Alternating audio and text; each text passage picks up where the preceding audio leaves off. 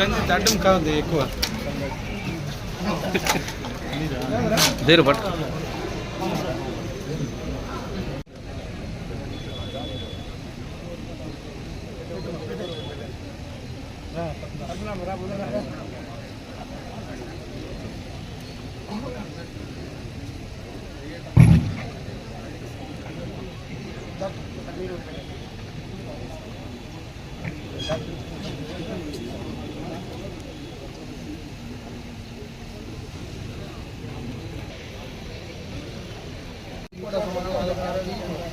అధ్యక్షులుగాను మరియు మెంబర్ కన్వీనర్లుగాను సహ నియమాలకు కట్టుబడి ఉంటానని, సర్వ మర్యాదలు అనుసరిస్తానని, సంప్రదాయాలు గౌరవిస్తానని, సామాజిక ఆరోగ్య కేంద్ర అభివృద్ధికి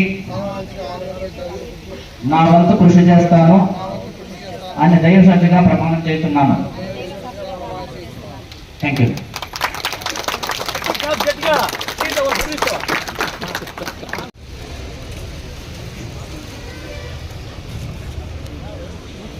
అదేవిధంగా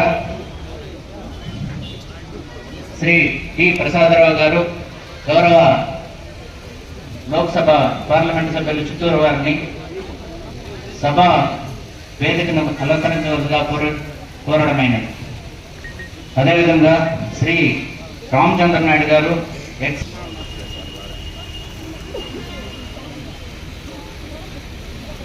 ప్రవీణ్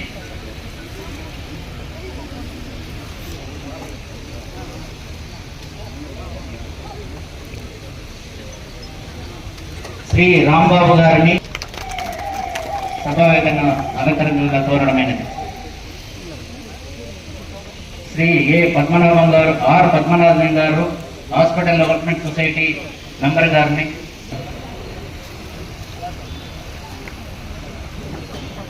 శ్రీమతి ఆర్ సుకన్య గారు hospital development society EO panchayat గ్రామ పంచాయతీ గారిని వేదికను అలంకరించగా కోరడమైనది. అదేవిధంగా ఎంపీడీఓ గారి తరఫున మన ఈవో చేశారు వచ్చినారు.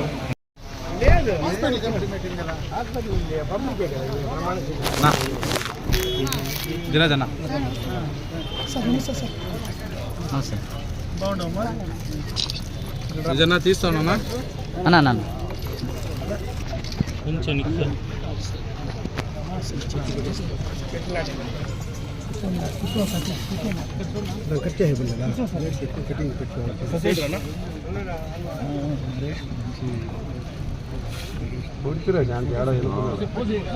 ఫోటో అంత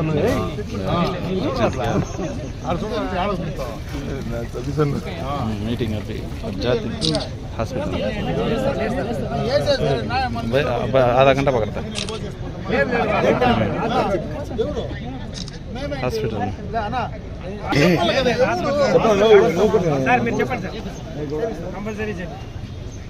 భయం చెట్లు నాటితే ప్రాబ్లం ఏడొస్తుందంటే ఎవడో రెస్పాన్సిబిలిటీ ఆ చెట్టు నాటేసి వెళ్ళిపోతాము.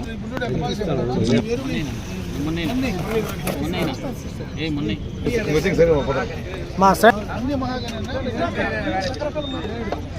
మా సైడ్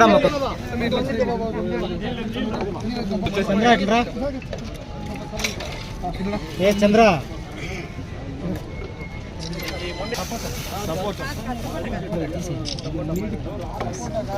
సపోటా కాదు ఫారెస్ట్ అంటే తెలుసు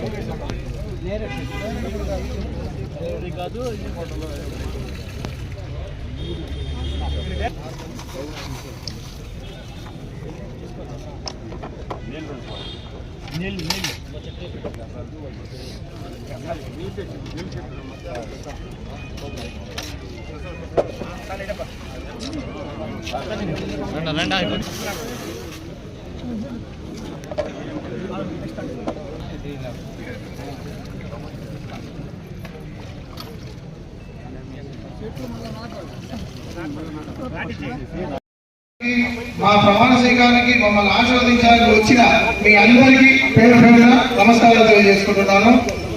ఈరోజు ఇలాంటి గొప్ప అవకాశం అన్న అమరణ గారు మా ముగ్గురికి కలిగి చేసుకోవడం ఎంతో శుభయోగం అనుకుంటున్నాను.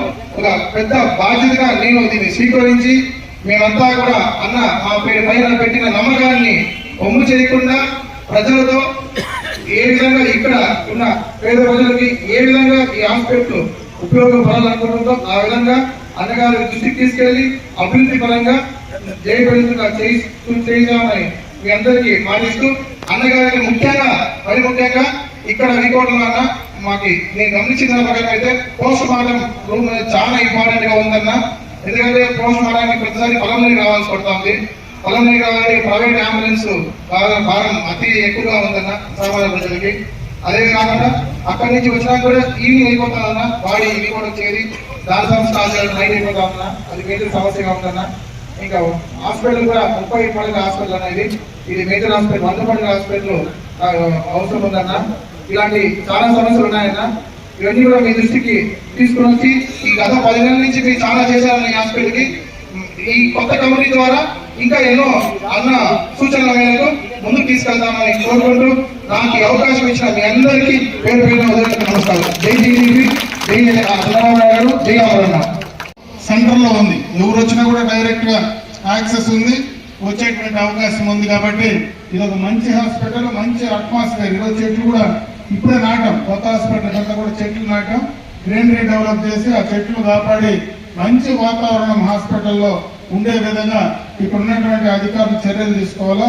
అదే కాకుండా ఈరోజు నాతో ఎవరైతే హాస్పిటల్ కమిటీ మెంబర్లుగా ప్రమాణ స్వీకారం చేశారో మీరు కూడా పూర్తిగా బాధ్యత తీసుకోమని చెప్పి నేను ఈ సందర్భంగా కోరుకుంటున్నాను. ఎందుకంటే నేను హాస్పిటల్ కమిటీ చైర్మన్ గా అటు నేను పల్మనరీ హాస్పిటల్ కమిటీ చైర్మన్, ఇక్కడ రెండింటికి నేనే ఉంటున్నా. ఇంకొక పక్క మనకు ఓగు పిహెచ్సి కూడా ఉంది, దీనికి ఇంటర్లింక్ అయినటువంటి ఓగు పిహెచ్సి ఉంది. అక్కడ కూడా చాలా ఇబ్బందులు ఉన్నాయి. అక్కడ సరైనటువంటి ఏఎన్ఎంస్ కానీ నర్సులు కానీ లేకుండా, నైట్ డ్యూటీస్ లేకుండా, అది కూడా సమస్యలు ఉన్నాయి. దాన్ని కూడా కంప్లీట్ చేయాలా. ఆ లోడ్ అంతా కూడా ఇక్కడ మీకు ఏరియా హాస్పిటల్ మీదనే పడుతుంది. అక్కడ సాధ్యమైనంత వరకు అది ఓపిలో ఉండేటువంటి పిహెచ్సి బాగా పనిచేస్తే ఇక్కడ ఓపీ కొంచెం లోడ్ తగ్గుతుంది. అట్లా లేకపోతే మొత్తం లోడ్ అంతా కూడా ఈ యొక్క ఏరియా హాస్పిటల్ మీదనే పడుతుంది. కాబట్టి దాన్ని కూడా త్వరితగతిన కంప్లీట్ చేసేటువంటి అన్ని రకాలుగా కూడా అక్కడ ఉండేటువంటి స్టాఫ్ ను ఏ రకంగా డిప్రెషన్ పైన తీసుకురావాలనేది కూడా ఆలోచిస్తా ఉన్నాం. త్వరితగతిన దాన్ని కూడా కంప్లీట్ చేసేటువంటి కార్యక్రమాన్ని తీసుకోవడం జరుగుతుందని చెప్పి తెలియజేసుకుంటూ, ఇవన్నీ కూడా చేయాలంటే హాస్పిటల్ కమిటీ ఎవరైతే మీరున్నారో మీరు యాక్టివ్ గా వచ్చి అప్పటికప్పుడు వచ్చి ఏం సమస్యలు ఉన్నాయి, పేషెంట్కి ఏమైనా ఇబ్బందులు ఉన్నాయా, లేదంటే ఇక్కడ డాక్టర్స్ కానీ నర్సెస్ సంబంధించి కానీ స్టాఫ్ కానీ ఏ ఇబ్బందులు ఉన్నా ఇమీడియట్ గా వాళ్ళకి సాల్వ్ చేసి ప్రభుత్వ పరంగా వాళ్ళకి ఏదైనా సమస్యలు ఉంటే దాన్ని లింకప్ చేసి అవన్నీ కూడా కోఆర్డినేట్ చేసుకునేటువంటి బాధ్యతను హాస్పిటల్ కమిటీ తీసుకోవాలా. ఆ తర్వాత మీ వల్ల కాకపోతే నాన్ నోటీస్ తీసుకొస్తే దాన్ని కూడా పూర్తి స్థాయిలో కూడా కంప్లీట్ చేసేటువంటి కార్యక్రమాన్ని నా వంతు నా ప్రయత్నం చేస్తానని చెప్పి తెలియజేసుకుంటూ, ఇది ప్రమాణ స్వీకారం కాబట్టి ఇంతమంది వచ్చి మనం ఈరోజు ఇక్కడ కూర్చున్నాం. జనరల్ గా హాస్పిటల్ కమిటీ మీటింగ్ ఇండోర్ లో చేయాల్సి వస్తుంది ఖచ్చితంగా. అది కూడా ఎందుకంటే కొన్ని విషయాలు డాక్టర్స్ ఓపెన్ గా కూడా పబ్లిక్ లో చెప్పుకోలేరు. కొన్ని వాళ్ళ స్టాఫ్ ఉన్నటువంటి సమస్యలన్నీ కూడా ఓపెన్ గా మైక్ ఎత్తుకొని మాట్లాడుకునేటువంటి పరిస్థితి ఉండదు. కాబట్టి ఖచ్చితంగా లోపల ఒక 5 నిమిషాలు కావాలంటే మేము కూర్చుంటాం. ఏదైనా ఇష్యూస్ ఉంటే మీరు హాస్పిటల్ డెవలప్మెంట్ కి సంబంధించిన ఇష్యూస్ ఏమైనా ఉన్నా కూడా మా హాస్పిటల్ కమిటీ దృష్టికి తీసుకొస్తే వాటిని అన్నింటినీ సాల్వ్ చేసేటువంటి ప్రయత్నం తప్పకుండా చేస్తానని తెలియజేసుకుంటూ, మరొకసారి ఇక్కడ ఎవరైతే డాక్టర్స్ స్టాఫ్ ఉన్నారో హాస్పిటల్ కమిటీ ఉందో ఈ హాస్పిటల్ ను ఇప్పుడే ఏ గ్రేడ్ లో ఉంది. ఆల్రెడీ ఈ మన బీకోట హాస్పిటల్ స్టేట్ లో ఏ గ్రేడ్ లో ఉంది. ఈ గ్రేడ్ తగ్గకుండా ఏ ప్లస్ కు పోయేదానికి ఏ రకంగా చేయాలనో దాన్ని చేసే ప్రయత్నం చేయమని చెప్పి నేను ఈ సందర్భంగా వాళ్ళందరినీ కూడా కోరుకుంటూ సెలవు తీసుకుంటున్నాను. ఆంధ్ర నాకు తెలిసినంత వరకు ఒక మండల హెడ్ క్వార్టర్ లో కాన్స్టిట్యున్సీ హెడ్ క్వార్టర్ లో ఎంత ఓపీ వస్తుందో దాదాపు అంత ఓపీ ఇక్కడ వస్తాం. దాదాపు 500కు పైన 600లకు మధ్యలో ఇక్కడ ఓపీ వస్తాం. అంటే అతి ఎక్కువ పేషెంట్స్ ఈ మండల హెడ్ క్వార్టర్ లో ఉండేటువంటి హాస్పిటల్కి రావడం అనేది రాష్ట్రంలోనే అరుదు. ఇక్కడ దీనికి కావాల్సినటువంటి ఫెసిలిటీస్ కానీ ఇన్ఫ్రాస్ట్రక్చర్ కానీ ఇవన్నీ కూడా 30 బెడెడ్ హాస్పిటల్గా అప్గ్రేడ్ అయ్యి ఇప్పుడు 30 బెడెడ్ హాస్పిటల్గా ఉంది. 500 ఓపీ దాటితే దీన్ని 100 బెడెడ్ హాస్పిటల్ చేయాల్సినటువంటి అవసరం ఉందని కూడా ఈ సందర్భంగా నేను తెలియజేసుకుంటున్నా. దానికి సంబంధించే గతంలోనే ప్రతిపక్ష నాయకుడిగా చంద్రబాబు నాయుడు గారు ఇక్కడనే మన అంబేద్కర్ స్టాచ్యూ ముందు మీటింగ్ పెడితే ఆ రోజే హాస్పిటల్ గురించి మాట్లాడడం. దానికి సంబంధించి ఇక్కడ మనకి ఏదైతే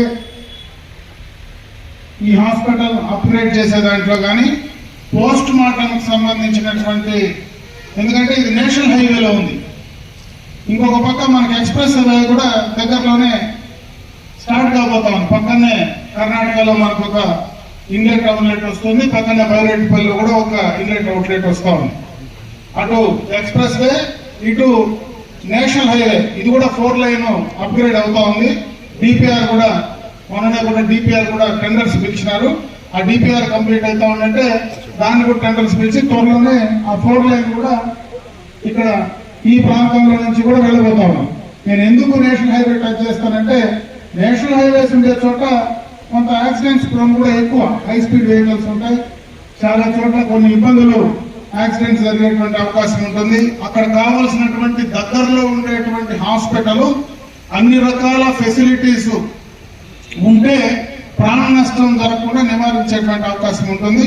ఇది కూడా ఇంతకు మునిపే మన సీఎం గారు ప్రతిపక్ష నాయకుడిగా దీన్ని చెప్పడం జరిగింది. దీనికి కావాల్సినటువంటి ఇన్ఫ్రాస్ట్రక్చర్ అంతా కూడా ప్రభుత్వ పరంగా, హాస్పిటల్ అభివృద్ధి కమిటీ పరంగా నేను చేయాల్సింది, ఈ స్థానిక ప్రజాప్రతినిధిగా నేను చేయాల్సింది ఖచ్చితంగా కూడా నేను చేసే ప్రయత్నం చేస్తా.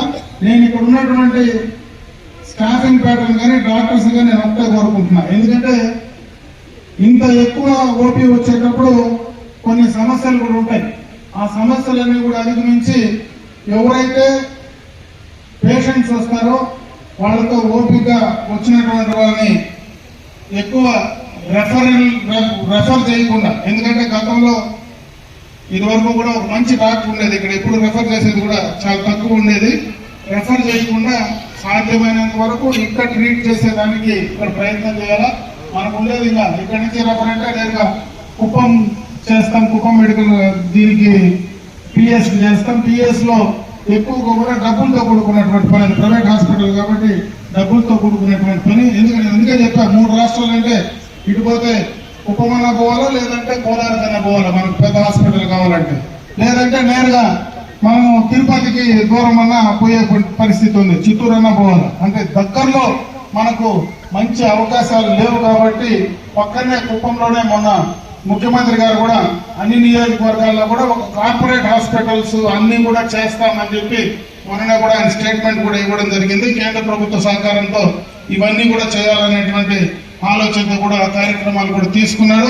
త్వరితగతిన అవి ఏదైనా అయితే ఎక్కువగా కూడా బయట పోకుండా స్థానికంగా ఇక్కడ ఉన్నటువంటి ఇష్యూస్ సాల్వ్ చేయగలిగినంత వరకు ఇక్కడే చేసే ప్రయత్నం చేయమని చెప్పి ఇక్కడ ఉన్నటువంటి స్టాఫింగ్ కూడా స్టాఫ్లంతా కూడా నేను కోరుకోవడం జరుగుతూ ఉంది. అదేవిధంగా ఏ సమస్య మీకు వచ్చినటువంటి చిన్న చిన్నది, ఎందుకంటే ప్రధానంగా ఇది వరకు మనకు పక్కనే అన్న క్యాంటీన్ ఉండేది. ఎవరైనా ఒకవేళ ఇక్కడ పేషెంట్స్ వస్తే పేషెంట్స్ వాళ్ళకి సంబంధించిన వాళ్ళు ఎవరైనా వస్తే అన్న క్యాంటీన్ పోయి 5 రూపాయలు భోజనం తినేసిపోయేవాడు. ఈరోజు దురదృష్టం అన్న క్యాంటీన్ గత ప్రభుత్వంలో పోయింది. మళ్ళా కూడా ఇక్కడ ప్రపోజల్ పెట్టాం. ఇక్కడ త్వరలోనే అన్న క్యాంటీన్ కూడా ఆపరేట్ చేస్తే మనకు అడిషనల్ గా దానికి కొంత భారం తగ్గుతుంది. ఇంకొక పక్క స్వచ్ఛమైనటువంటి త్రాగునీరు అందించే కార్యక్రమం, ఇక్కడ మనకు ఒక ప్లాంట్, డ్రింకింగ్ వాటర్ కి సంబంధించినటువంటి ప్లాంట్ కూడా అవసరం ఉంది. వెంటనే త్వరితగతిన దాన్ని ఏదో ఒక నిధుల కింద ఖచ్చితంగా కూడా మీకు కావాల్సినటువంటి వాటర్ ప్లాంట్ ఈ హాస్పిటల్కి తీసుకురావడానికి తప్పనిసరిగా నా వంతు ప్రయత్నం చేసి త్వరితగతిన దాన్ని కూడా కంప్లీట్ చేసేటువంటి కార్యక్రమాన్ని చేయడం జరుగుతుందని